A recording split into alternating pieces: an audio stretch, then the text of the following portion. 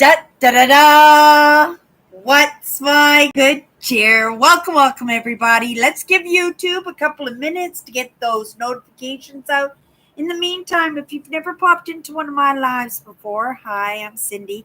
I explore the inside and the outside, and I can tell you today, I have been in the inside physically, right? I pretty much stayed in my apartment. I was going to go outside and spend a little bit of time in Mother Nature, but I went into the Weather Channel and it turned out tomorrow's the beautiful day, right? And tomorrow was the day I was just going to finish up, get the place all sorted, get my week set up for what I'm going into. And right, I flipped it around in a moment, and I'm so glad I did. I mean, I have this idea sometimes you gotta make a mess to clean a mess. And yeah, I've got a little bit of a mess going on in this moment, but I've done so many projects, you know, getting ready for spring rolling in. And even though I haven't done the spring closet yet, that's the big chore, I did get the walk-in closet done today. I was able to go through my camping gear, right? Get things sorted into their proper bins. I was able to get my safety bag. I have a travel bag, and it's all full of things that are, if I get in a roadside emergency, I have a big bag with all the tinctures and bandages and whatever I need in a medical kind of manner. But then on the other side, I have a bag, and it's full of, fire gear and mirrors to catch the airplanes, and my bear spray and an axe and a saw knife, and I can't even think of all, right, whistles and knives and all kinds of things. And I've been looking for a new bag, but I think I resolved by using two bags and just using bungee cords to join the two bags together so that I could just plop it in to my vehicle, and it's always there and easily separated, right? Because in an emergency, and God forbid, like, I'm not wishing for any car accidents or anything, but if that car accident does happen, I don't want to be digging through the bag through all the fire starter and bug spray and stuff. I want to be able to get right in there to the medical bag and just pull that baby out, and whatever we need to take care of, we can take care of as quickly and as efficiently as we can. So I was getting that all sorted, and yet in that process, right, I made a mess. Sometimes you gotta make a mess to clean a mess, and that is a truth. And that is a truth for each and every one of us. I don't know anybody who can just get to the top of the line, right? Just on their good, just on their good looks. You gotta pay the piper along the way in anything we do, in any reward that we're trying to, I don't know, move towards, any desire, anything that comes too easily, it always comes with a price, right? It always comes a price, whether it comes to a price from our pride, whether it comes from a price at something that you have to do in reciprocation for what was given unto you, because there was expectation. There were not gifts without ties. And that was a lesson I had to learn. And I learned that hard. And that really hurt some of those relationships that I thought were unbreakable, right? Undeniable, trustworthy, right? As solid as any relationship could possibly be. Just to recognize, sometimes in that moment, because we all have them when we are faced with something that we desire and we don't have it, and yet somebody else has it, that in that resentment and that pettiness of envy, that we can bite, we can sabotage, we can reject, and hard lessons. But that's what we do here. But we do it in a kind of a Cindy kind of way so that it is easier to digest because it is fairly simple. And yet, we put all these ideas in our heads and in each other's heads that make it so that, right, we have to take the long way around to absolutely anything. And I suspect that if I had the few answers to some of those really impactful questions and whys that I had in my life, right? What kind of strides could I have made for myself? And in making those strides, right? What kind of strides could I have done for others? Not like they're not going to happen. Those strides aren't going to make it happen anyway, right? Those strides are not going to not happen at all. You guys know what I mean, right? I'm going to make it happen, right? I'm going to make it happen. But, sometimes, right, you got to put in that extra work in where you, right, missed out on a lesson, right? And it's only on our laps to do that. Nobody's going to do that for us, right? That we have to make those movements in those desires. I'm sorry, I'm just listening to somebody yelling outside for somebody in this building. They changed all the locks today on all the apartments and everything. So I suspect for the next few days people will be yelling up to their friends and family to come downstairs and open up the door, right? It is what it is. Okay, you guys, I had a day. It was a day off. It wasn't the day that I expected it to be, but I'm really pleased with the little bit of movement that I made. And I say it's a little bit of movement because that was exactly what it is. But I'm giving myself that credit for, right?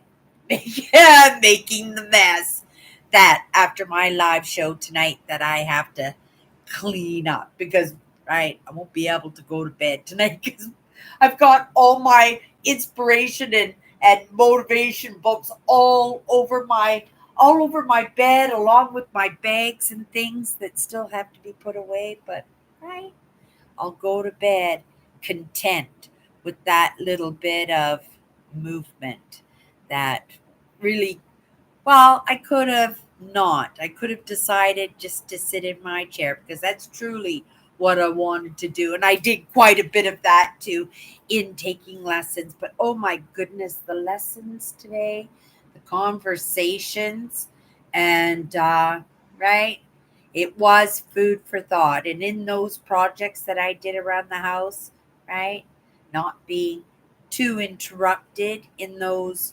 thoughts that it did. It made some movement in a way that, right, we're coming in right now and we're going to tackle this word kindness again.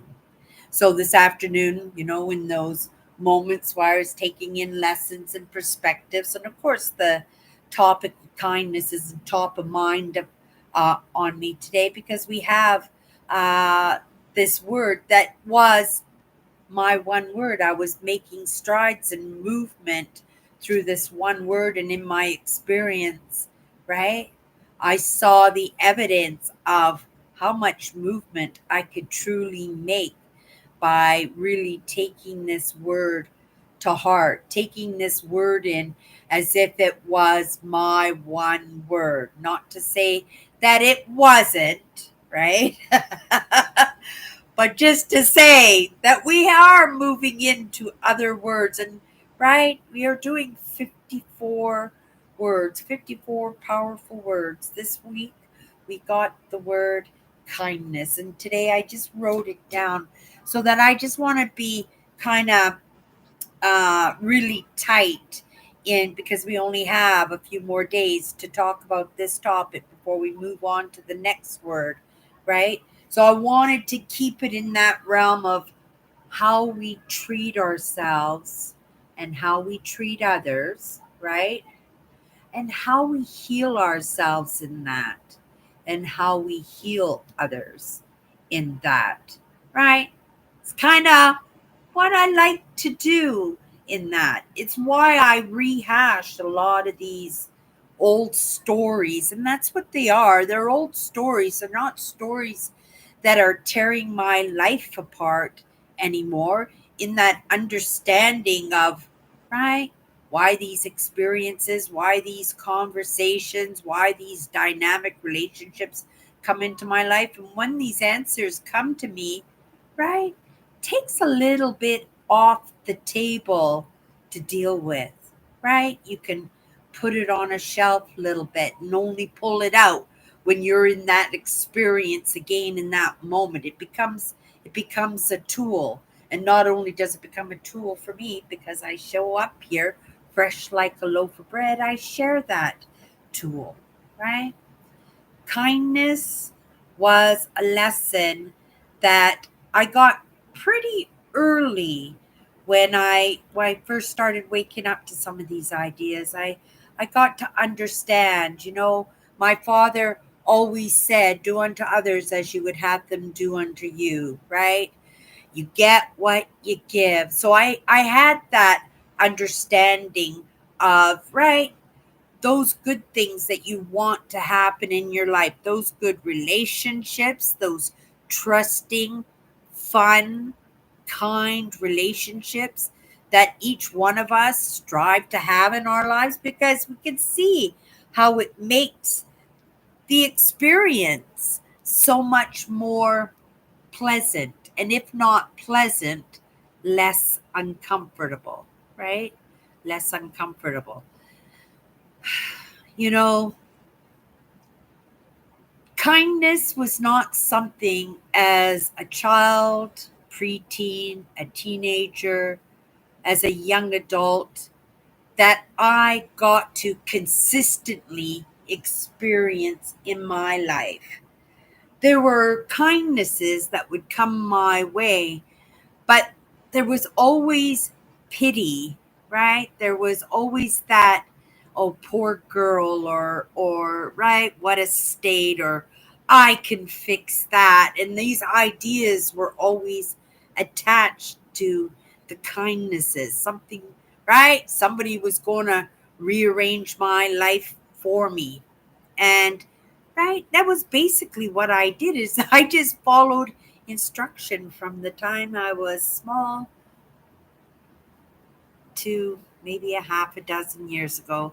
You know, and you might look at that and say that's pretty sad, right? To wake up to those ideas so late in your life that you don't really get to experience the person that you are, right? What you truly are. But I think in those experiences, it forced, right, some of those parts of me to come to the surface, that I really did get to experience who I truly was, because it was too hard for me to hide who I was, right? It's what got me into trouble, is what made it so that I was butting my heads with my mother constantly, right?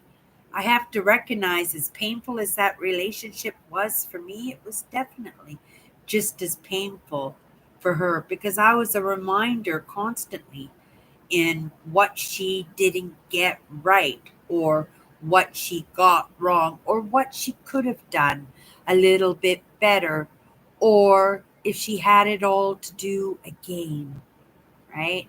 Hello, Nancy. Hello.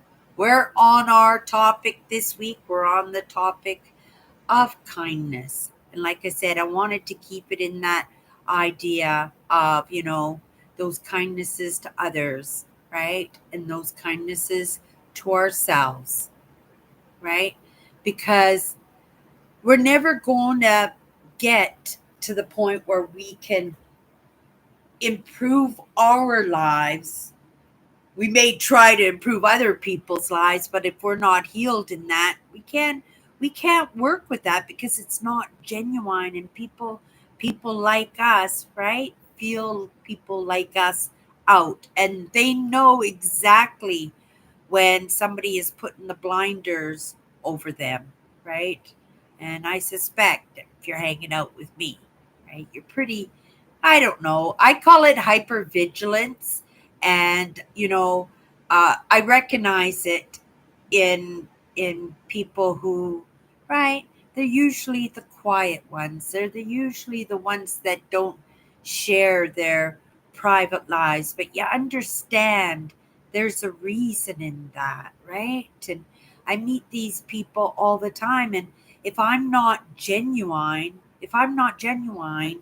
then how are they going to trust me, right? With their secrets, with their pain, with those things that they've been, right, made to digest. And, right, guilt and shame comes to the surface, right? And maybe it's not just guilt and shame, maybe it is a little bit of that resentment and a little bit of that jealousy. But because we have those lessons, and we're not, right, we're not playing by those lessons, we're not living by those lessons, again, the guilt and shame comes to the surface, and it just wreaks havoc in our life, right? This lesson of kindness, when it came across my path, oh my goodness, right? These were lessons in the moment that I got it.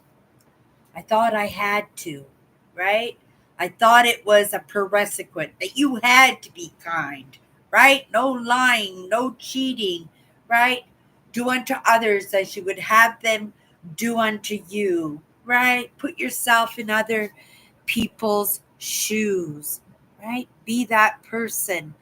And in the beginning, I did it because, right? I thought that was the prerequisite. I thought that was the way you get in. That's right. I didn't realize that it was actually a choice until I actually put it to practice, right? I put it to practice, not for, I think, the right reasons, right? In the moment, because I realized kindness, right? Just the word kindness is that idea of giving giving to somebody without expectation, right? So when I started practicing the service, when I started, right, working with the kindness, right? Doing for others as I would have them do unto me. I had that idea, do unto others, right? So that they'll do unto me.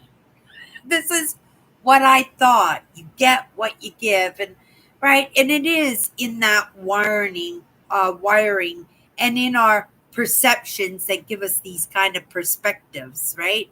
And but I ran with it. And, I think after about a year, it took a while, right? Right. I recognized the benefit I recognized how much it impacted people, right? But I didn't recognize, right, because I was patting myself on the shoulder because I could see the impact in the others, but I didn't recognize the impact on me because of those kindnesses that I was practicing, right? Because that's what I was doing. I was practicing, right? And things were coming back to me. Those relationships, those small kindnesses being reciprocated to me, they did. But I thought because, right, I followed the rules, I did what I was supposed to do, and this is the outcome. It was only in the past couple of years that I actually, right, and wholly understood the importance of kindness. And that was when I recognized that unkindness I was doing to myself, right? That unkindness of looking at this word kindness as my in, right? My way to get in, my way to get the ball started. And the guilt and shame came in. And it shouldn't have, right? Because it was my in. And sometimes we judge, right? The reasons why we do things. And I tell you, lots of us do things for the wrong reason, but when we see the benefits of what we do, right? Then we can say, oh my goodness, right? No, that was the best thing. That was the best thing I could have done. That was the best thing I could have said, right? Okay, Nancy says, and in that kindness, don't judge because of a way a person looks. Don't judge by the cover. Learn what's on the inside of someone. Give the chances so you can learn. Oh my goodness, Nancy, that is so 100% the truth, right? But that's what I say quite often, especially, when we get those stumps. With me, it's when you fall, and then, when you're down on the ground already and you're getting those boots in the side and you're getting those extra kicks and stuff, right? Because, right, people will do these unkindnesses to you, and to consistently make sure that you stay down, right? That you don't pop up like the Jack in the Box. And I'm laughing because, right, Nancy is our Jack in the Box when it comes to this brand, right? But those kindnesses that come across our path when we are down, right? And if you look at those kindnesses, right, and you have to look at those kindnesses because remember what I said? Sometimes those kindnesses have pity attached to them. And I would hate for anybody to give me, right? It's good to put yourself in somebody's shoes and feel sad for them. But that actual pity, like, oh my goodness, look at that homeless person, right? I got to give them a $2 or a few dollars, and they're just going to go and buy alcohol or drugs with that. They're not even going to, right? Right? They're not going to put it towards a roof over their head or bettering their lives. And that's all judgment. That's judgment. But you give them those $3 and you call it kindness, right? And you call it kindness. And it's not like I'm not guilty of that myself, right? I try to avoid getting myself in those situations where these kind of thoughts and these kind of ideas come to my mind, right? We all have plastic, right? So I keep my bank card in my wallet, and I keep a few quarters or a few dollars, right, in coin in my purse. And when that's gone, there is no more. When somebody says, "Do you have a few dollars?" Then the answer is not today, right? Sometimes I do have a few dollars in my wallet, but that few dollars is the bread for my bread box or a quarter milk for my coffee, right? So I have to take into consideration that.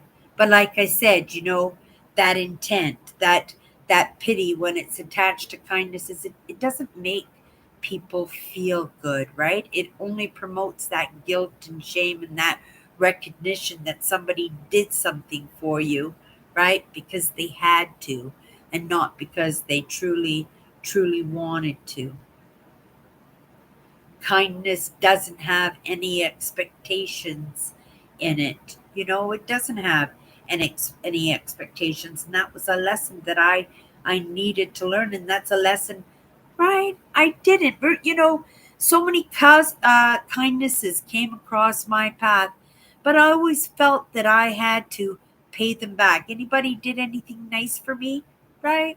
My sister would take care of my bills consistently. Always, I'd fall behind in my bills. Remember, I was a compulsive gambler. My sister was holding me up financially, right? But I always felt bad, and because that guilt and shame and, right, was attached to it, that I'd always try to overcompensate and overgive, right? And overpay back, right?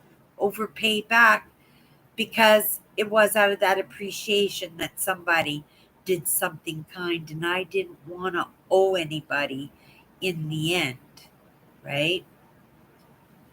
Kindness. This is a big word, you guys. Kindness is because you can make so much movement. Like I said, movement without really giving it any thought except to, right, you get an opportunity to say please and thank you or hold a door for somebody open, right? To give somebody 2 minutes of your time to have a conversation, or if somebody's really sad or really upset, that, right, that you're going to stand there and be that, not a punching bag for somebody, but be there and present with them as somebody is expressing their dismay and whatever they're dealing with in the moment.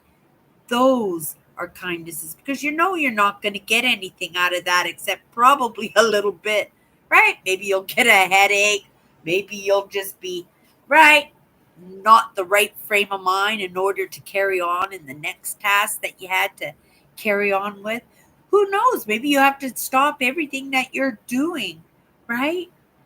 Right? And give your full attention and all your time to this character that's in front of you in the moment, that's in such need. And right, right, you're not thinking about the paycheck, you're not thinking about, right, you're going to get in trouble because, right, you're not supposed to be doing that on company time. It is what we is. We make our choices in that, and we, each one of us has to decide what's most important, right? What's most important. And what's most important is that I take in these lessons, and that I take in these lessons seriously, not only because that's a kindness for myself, but because this brand, right? Kindness is attached to this brand of mine. And no matter what happens in my life, right, this, if this brand disappeared, right, if my whole life crashed and I had to reinvent myself, that tool of kindness in my belt, right, which is now a part of me and not just a tool, it's still a tool, right, it's something that I know that I can whip out and use when I want to, but I just have to recognize, right, and remember that it has to be genuine, because, right, the highly sensitives are going to recognize if you're attaching it because you have to, right, or you're attaching it because you pity, right, or you're attaching it because you're looking at them and going, well, why can't they get a job, right, or you're looking at them and saying, oh my goodness, right, what's what's the point, right, what do they have to contribute? Well, if you're not willing to take a moment to find out, you're not going to find out, because I don't know, there are lots of people in my life, lots and lots of different people that have come across my path in my life, right, that have added to my life. And of course, there are going to be stinkers along the way, right? I'm just as much of guilty in having those blind spots as anybody. But it's this idea, right, in that quest to, right, make those little hiccups, those little failures, those little misunderstandings that we pick up along the way and get those sorted out, we're better for it. We're better for it. And being better for it also means, right, Cindy can bring it to her brand, right? Because she's got that lesson. And once she's got that lesson, she brings it to her brand, right? And shares, right? Shares that reward that she received, right? Not just there's a second use for everything. That's one thing working in a thrift store that you get to learn, that you get to appreciate, that there is a second use for everything. And every lesson that each one of us has is an opportunity to pass that on to somebody else, whether it's a sibling, whether it's a neighbor, maybe a neighbor's child, right? You never know. You could be sitting at the bus stop one day, right? And somebody goes off on you. And you know what? It's going to be uncomfortable, but you've decided. that you're going to sit there and let them go off on you because, boy, do you have a lesson for them when they're done, right? Right? And sometimes it's just through the conversations that we have. Sometimes it's actually something we pick up along the way in an experience or an adventure.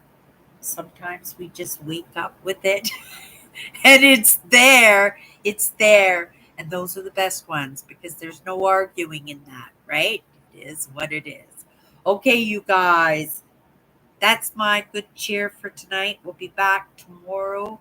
We'll tackle this word, right? This word that we got, kindness again. Be kind to yourself. Be kind to others, right? There's a lot of crazy town going on, right? And lots of times, like I said, you think you have nothing to contribute, but sometimes, right? When you're that person that can just sit with somebody, right? Or stand there and take somebody, that is a gift. That's a kindness, right? You know it's going to be uncomfortable, but you know it's going to do some good, right? You know it's going to do some good, so you do it anyway. Okay, you guys. That's my good cheer. See you tomorrow.